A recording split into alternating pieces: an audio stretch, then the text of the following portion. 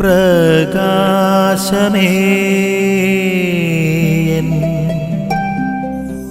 മിഴി തുറക്കുക വേഗം. മിശിഹായിലേറെ പ്രിയപ്പെട്ടവരെ, ഐക്യം എന്ന് പറയുന്നത് ഏതൊരു സമൂഹത്തിനും ഏതൊരു കൂട്ടായ്മയ്ക്കും അത്യന്താപേക്ഷിതമാണ്. അത് കുടുംബത്തിൽ ഐക്യമില്ലെങ്കിൽ എല്ലാം തകരാറിലാകും.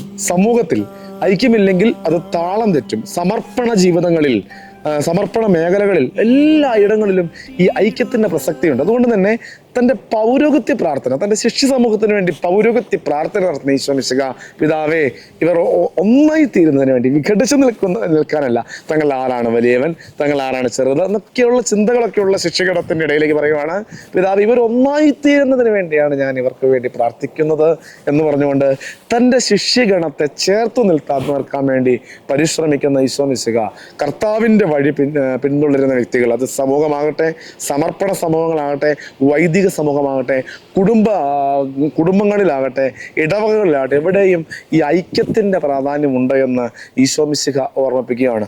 നമുക്കും പ്രാർത്ഥിക്കാം. വ്യത്യസ്തങ്ങളായ സ്വഭാവങ്ങളുള്ളവർ, കാഴ്ചപ്പാടുകളുള്ളവർ, ജീവിത സാഹചര്യങ്ങളിൽ വന്നവർ ഒക്കെ ഒന്നിച്ച് ജീവിക്കുമ്പോഴൊക്കെ ഐക്യം നഷ്ടപ്പെടുവാൻ ഇടയുള്ള കാലയളവിൽ കർത്താവെ, ഐക്യത്തിൻ്റെ വക്താക്കളാകുവാൻ ചെറുതോ വലുതോ എന്ന് ചിന്തിക്കാതെ ഞങ്ങൾ ഒന്നാണെന്ന് ചിന്തിക്കുവാനുള്ള കൃപ ഞങ്ങൾക്ക് നൽകണമേ. നീ ശിഷ്യന്മാരെ പഠിപ്പിച്ച ഈ പാഠം ഞങ്ങളെയും പഠിപ്പിക്കണമേ. ആമേൻ. നിൻ വഴിയേ നടക്ക